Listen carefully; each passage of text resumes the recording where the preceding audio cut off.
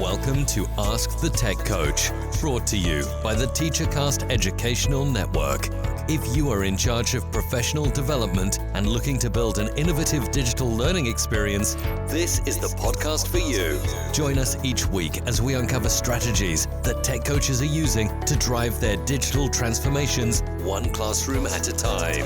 And now for your host, with over 2 decades of experience working with tech coaches and ed tech companies from all around the world, Jeff Bradbury.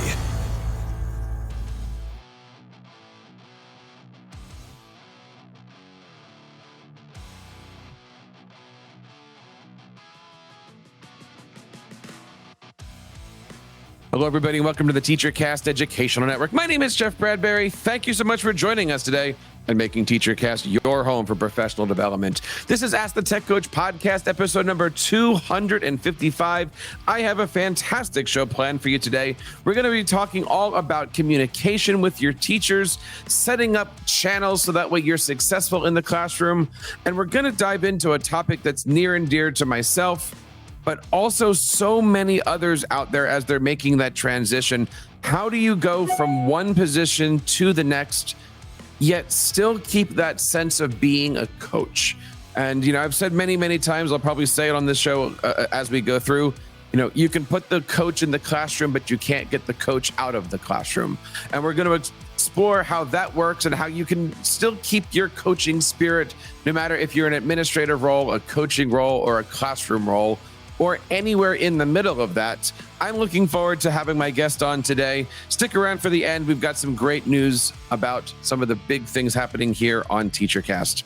And again, I want to say thank you guys for joining us. There's a lot of stuff happening in the world right now. If you've been watching your emails, the ISTE proposals are back out. There's a lot of stuff happening in the ISTE community leaders. ASCD's got proposals going out. There's a lot of neat things, but the big news of the world right now, TeacherCast is now about a month into our brand new rollout, our digital rollout. A month ago or so, I had a chance to relaunch the website, new platform, new theme, new colors, new logo, new everything. Head on over to teachercast.net. I have all of our podcasts that are up. I have about 60 or so different blog posts that are up. So if you're on my social feeds and you're seeing a lot of stuff pop out, that is because every single thing from the last 13 years or so of doing this is getting repolished, retooled, re-updated, refixed. And there's so many good things going out here. And as we are recording this right now, we're recording this on a Tuesday. I have shows aligned for every single day of this month. Lots of great content coming out, lots of great podcasts, lots of great video going to be coming out. Stick around, share this episode with your friends and folks. I am excited that you guys are here. Thank you once again for making TeacherCast your home for professional development. My guest today is a lead instructional coach in the Chicago public school system. I want to bring on today Miss Jennifer Kaufman. Jen, how are you today? Welcome to Ask the Tech Coach. Hi, Jeff. Thank you so much for having me. I am so happy to have you. I'm so excited to have you. We've been kind of catching up back and forth through our different inner channels here, talking a lot about instructional coaching. Tell us, everybody, a little bit about yourself. Sure. So I am in the Chicago area. I moved up here in August of 2020 after living in Indianapolis for 17 years. And I have held a large amount of different roles throughout my educational career. So I've done everything from substitute teaching to instructional assistant to principalship and assistant principalship. And now I'm currently a lead coach within Chicago Public Schools, which is an interesting position because it is a fully released teacher leadership position, meaning that I am under teacher contract, but I am able to provide coaching support to the teachers within my building. I love that you've had this opportunity to see the classroom from every single angle. What got you into coaching? So I was in the classroom again after being in administration for about 5 years, just prior to the pandemic. And I went back into the classroom as a Title I non-public teacher. So I really enjoyed being able to have some autonomy with being able to run small groups and give intervention support to students. But I really missed being a part of a leadership team and having that ability to um, kind of still influence things throughout the building and make that larger difference. So when I moved up here to Chicago, I knew that I wanted to have a chance to work again with adults and with adult learning theory, and coaching seemed like the best option for that venue. I also knew that I didn't want to go back into administration necessarily just yet, because I knew the daily stresses and challenges of that, and being in a new city was stressful enough as it is. So coaching to me is just a really good opportunity to still be able to affect systemic change and support teachers with what they really need in real time. And that's not always you're not able to do that all the time as an administrator. I 100% agree with that. And as somebody who was in an administrator role before, and now I'm back in the classroom, I'm finding that there's a lot of things from my administrator life and even in my coaching life that I'm able to wield, if you will, Yes. not only in my classroom, but around. I had a conversation recently with my administration team, and I'm like, and I said it already, it's the second time, you have a coach here. I'm doing the coaching thing. I might not be in the classrooms. Right. People might not be calling me. You might not be sending things, but trust me, whenever I'm having conversations with people, I'm picking and asking questions and trying to figure things out. And how can I help? How can I support? Or how can I help move certain chess pieces around? I mean, there's always your spider sense going off of how can I make sure that the place is better than when I found it? Yes, I agree. And it's, I find that my challenge currently is trying to make sure that I'm staying within a scope of work and making sure that I'm not overextending myself, because my tendency is to want to help as much as possible and be an achiever and set really lofty goals. And I'm recognizing as I get older that I need to make sure that I'm staying in my lane and keeping my lane clean and clear before I'm trying to merge over and take on something else. I'm with you on that point. I think the one thing that I've been trying to do for myself every day almost is get I don't want to say I'm hitting inbox 0, but I think I'm down to inbox 3. Almost that's like impressive. 4 days, right? And but that's all admin tricks, making sure that you have your filters, making sure you have your rules, making, everything kind of has its place, and that way you don't get that stuff. I mean, the only thing I think, yes, as we're recording this, the only thing on my inbox right now are 3 emails about special ed meetings coming up for students. I mean, those are small things, but really, staying in your lane is important, right? I'm a coach. Yeah. I'm not here to tackle the district. I'm here to tackle my building or my classroom or my department or whatever it happens to be. Do you miss sitting in the administrative chairs? There are times for sure. Especially when I have seen things not go well and I feel helpless at times, because there are opportunities where I see growth and challenge and change that are available, and I just don't have the capacity for that. Full disclosure, we talked earlier about not just, spilling all the tea and everything, so to speak, but, I definitely have felt some pushes and some calls maybe back into leadership, especially just within the last few years. But I also know that my time with my family is very valuable and finite. And I know that I need to preserve myself as much as possible. And with that, I just know that that's not the best option for me right now. But I definitely have more confidence than I did previously if I were to be given that opportunity or if I were to pursue that opportunity. So, Jen, the one thing that I think being an administrator or having that administrative experience teaches us really is the importance of having a strong communication system. And that's something that I think we can always discuss and bring into our coaching worlds. Talk to us a little bit about what maybe you've learned about communication and how, as a head coach, you are communicating with your other coaches in the district. Yeah.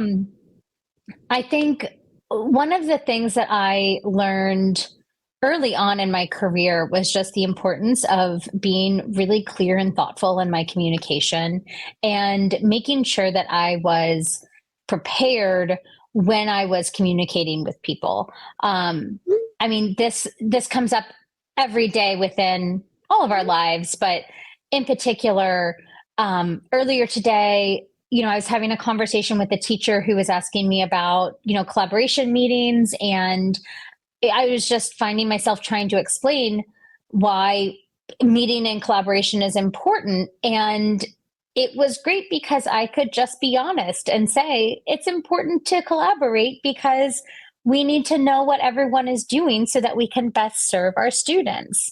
And I have found that the times that I'm able to be as honest and forthright with my communication, the better off things can be.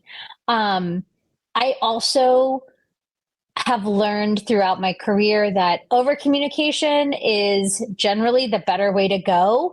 I tend to be a perfectionist, and so I want things to be just right before I send them out. But there are things that need to be time sensitive with delivery, and that is something that is a really hard line to walk, especially in administration, because your communication needs to be on point, but then you also need to communicate quickly in some respects. As a teacher and as a coach, you do have that little beat of time. It's not, the end of the world necessarily at times. I would say with my current role and being able to communicate with other coaches within the district, our coaches have a Google chat that we use, and we use that to collaborate quite a bit. We also have district-run PLCs that meet every month, and then we also have district-level professional development. So Chicago Public Schools has built out over the last few years a really strong distributed leadership network. And so that network is used to help develop our coaches and team directors throughout the district. And I have found that support to be invaluable with being my first year within Chicago Public Schools and just making sure that I can put a good spin on coaching within my own school. Let's discuss that a little bit here. I mean, I've had an opportunity to work in, I'll say, large school districts, 14,000 kids, clearly not Chicago style. Sure. Although that sounds like it's a pizza now. It's an educational system where the sauce is on top. Exactly. Let's break this down here. Is Chicago Public Schools Google-based, Microsoft-based, a little bit of both? I think probably a little bit of both. So it is a behemoth. Chicago Public Schools basically are divided into networks. And so each network is essentially its own entity. So we have our CEO and he is in charge of everything, but then every network has a network chief. And then each network kind of has their own spin on things too. And then some schools, like my school, is an independent school. And so for that, our principals have proven through whatever metric that they are capable of running their schools without as much oversight as a traditional network. And so we have the opportunity to use different curriculum choices, or we just don't have as much oversight by the district as a whole. It is very confusing. And it's something that actually put me off from entering into CPS when we first moved here, because I was really, frankly, confused and very frustrated with trying to figure out where exactly I could find a foothold within the district. How many instructional coaches? I'm sure there's a huge number, but I mean, do you have tech coaches, reading coaches? Like, how is that department broken down? Yeah, so it is really kind of based on your school. So for me, at my school, my principal has tasked me with implementing a specific language arts curriculum for as my focus for this year. Some schools have coaches that are focusing on gifted education. Some schools are focusing on technology or math. It really just depends on the needs of the school, which is great because then it allows for some flexibility. But then it's also challenging because then trying to find good collaboration can be very tricky at times. And I was asking about the Microsoft versus Google only because I was curious. You said you guys do Teams, you guys do Google. Like, what does that collaboration look like? Yeah, I think we're probably mostly Google based. I mean, we run Microsoft like products, but for the most part, we're a Google system. So, Gmail, Google Chat, all those things are the primary like drivers for communication. One of the hot topics that's been popping up a lot on our Facebook groups has been newsletter communication. And this is always a hot topic with coaches. Tell us a little bit about how you are communicating or how your other coaches are communicating. Are they, if it's Google based, are they doing like a Google site? Are they doing s'mores? Are they doing what does that newsletter communication, how do they share the information that's happening around the district? Yeah, that's a great question. I am currently, my principal does a weekly newsletter. And so I have refrained from doing my own newsletter just because I don't want to step on toes or think that I'm trying to overtake a newsletter or anything like that. Occasionally I'll add something in when I have something of good content to share, but I've noticed that people don't tend to read the newsletter very much anyway. So I'm not going to spend too much time putting in too much effort into that right now. I have been developing a Google site that I am using to hopefully maximize my communication with teachers as I move forward. This is my first year within my school, so I'm still just kind of getting my feet wet with that. But for right now, it's a lot of just meeting people where they are. So if that is popping by their classroom, it's popping by their classroom. If it's email, GChat. I did some surveys with my teachers at the beginning of the year and middle of the year to determine like what their communication preferences were. And then I try to be adaptable to that. And I think that's important, right? Making sure that you're getting everything that they need and getting it to them in a way that they can use it. I mean, some teachers like email, some teachers love the little personal video. I always love it when I have coaches come on the show and they talk about their potty PD, where they put all the little stuff in the bathrooms, and I think that's all cute. I've been wanting to do something like that. Like we have, I don't even know who it is. Somebody goes around to all of our faculty bathrooms and puts memes up there, and I just want to like put up.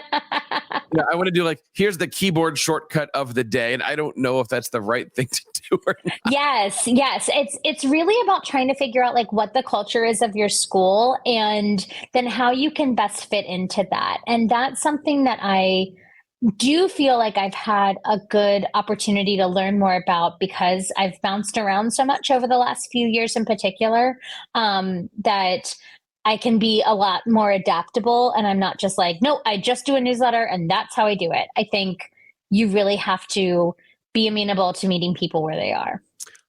I've been thinking about this topic based off of where I am right now with the work that I'm doing with my students, the work that I'm trying to fit into the school community. Yeah. Everything that you're mentioning right now with the communication skills, is that a Jen Kaufman thing, or is that an admin thing that you've brought into it? Like I'm trying to turn around a little bit and go, okay, how much of my admin life am I bringing in, or how much of me was in my admin life? I don't know if that makes sense yet. But no, it does. I think it's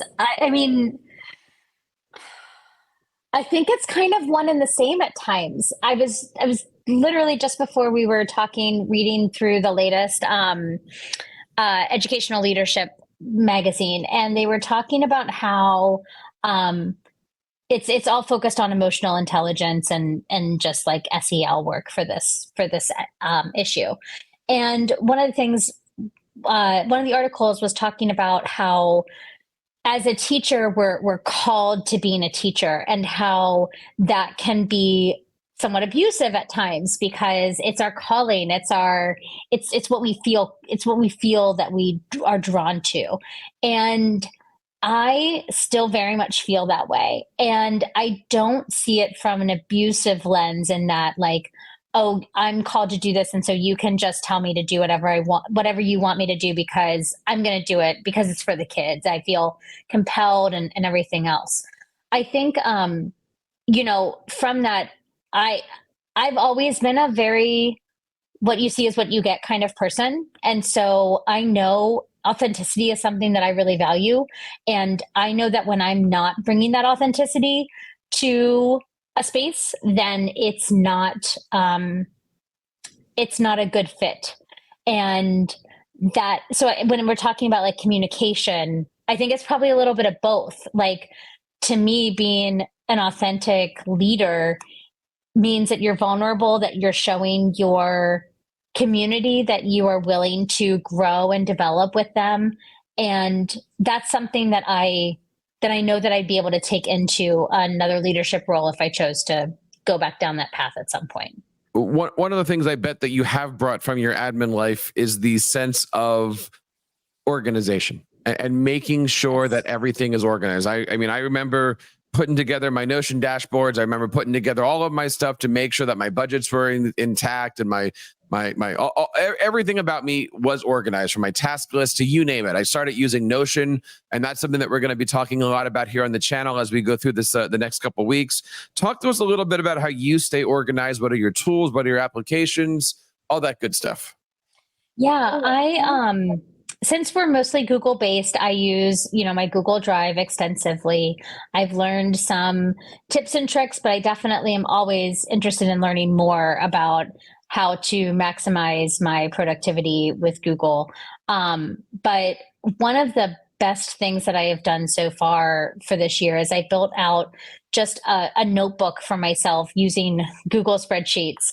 And so it houses all of my common links. I have tabs for my coaching loads, my schedules. I have links to all of my teachers' folders and all of their notes available too. And so that is my constant tab that I have open every day, because I know as soon as I start searching for something, it's on that dashboard. I just have to go to that. I use a lot of the tasks management system within Google Mail to help with managing my inbox and keeping my tasks straight. And throughout the years, I've kind of gone back and forth with like paper planners, and I find that I have to not only write things down, but then also sometimes I need to keep that electronic list too. So it's really just about making sure that I'm managing my expectations and my time as much as possible.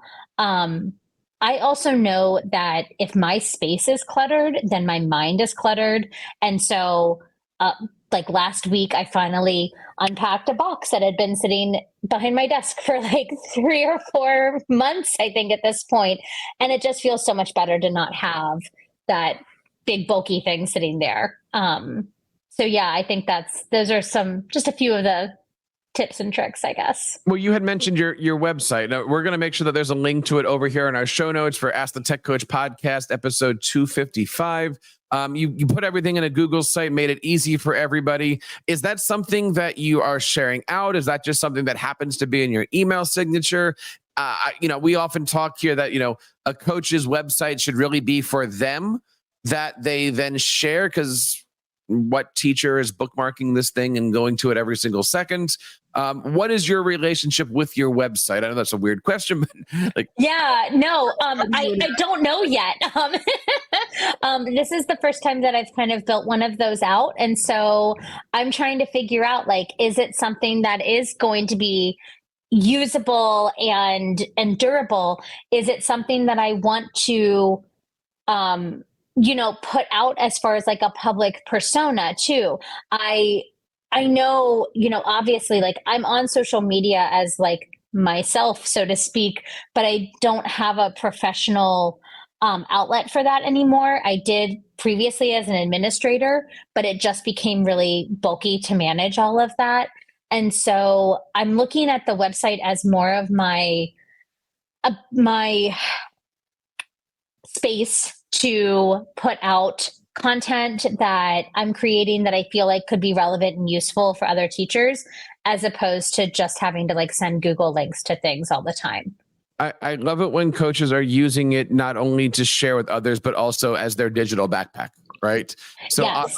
I will make a site, and I've shared this with other people on the channel and stuff like that. But instead of making bookmarks on my Chrome browser, I'll build a page with bookmarks.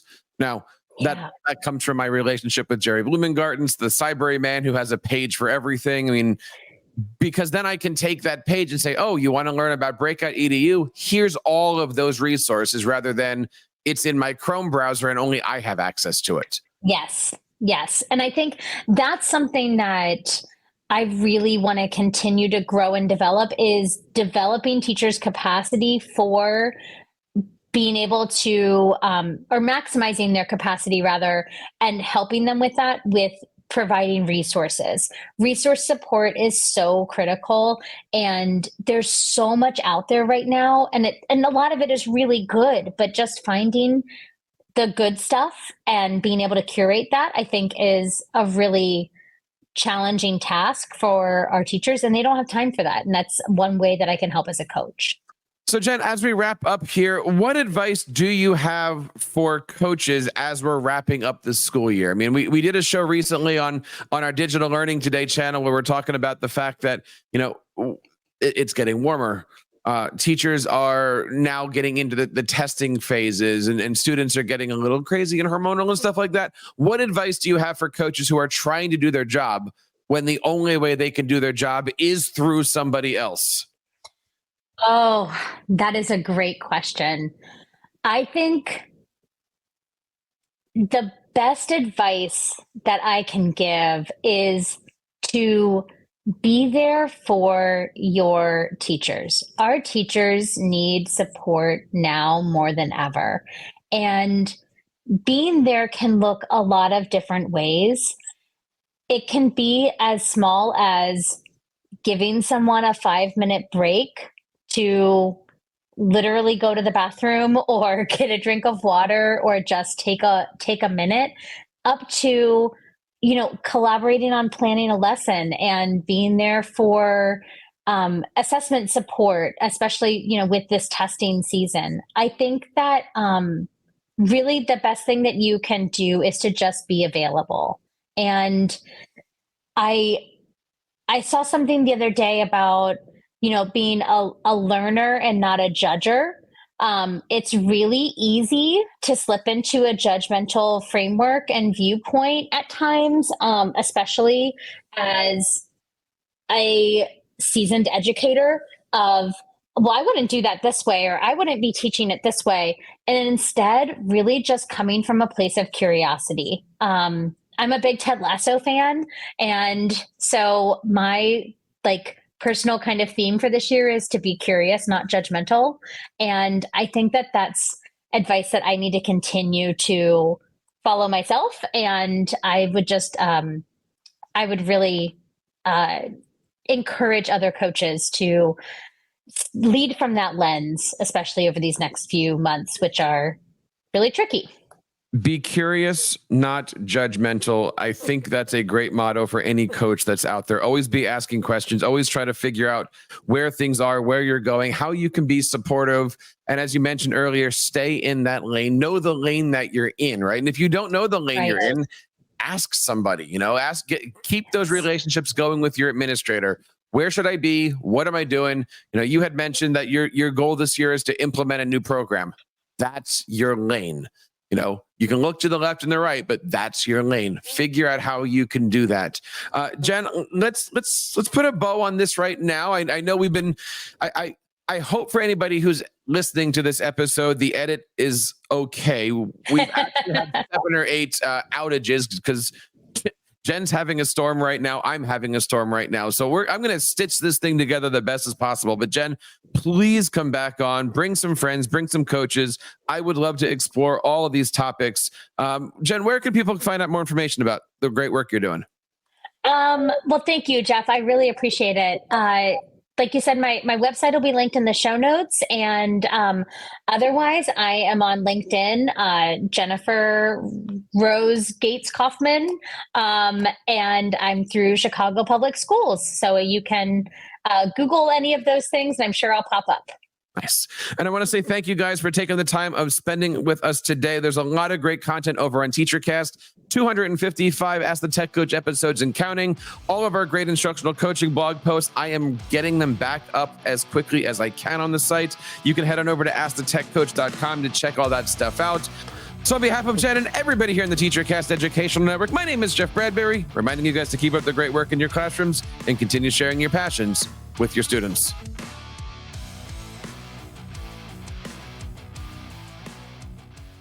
You've been listening to Ask the Tech Coach, hosted by Jeff Bradbury of the TeacherCast Educational Network. Please reach out to the show with all of your questions on Twitter at AskTheTechCoach or online at www.askthetechcoach.com. Be sure to subscribe to our podcast so you don't miss any future episodes. And please take a moment to write a review in the App Store.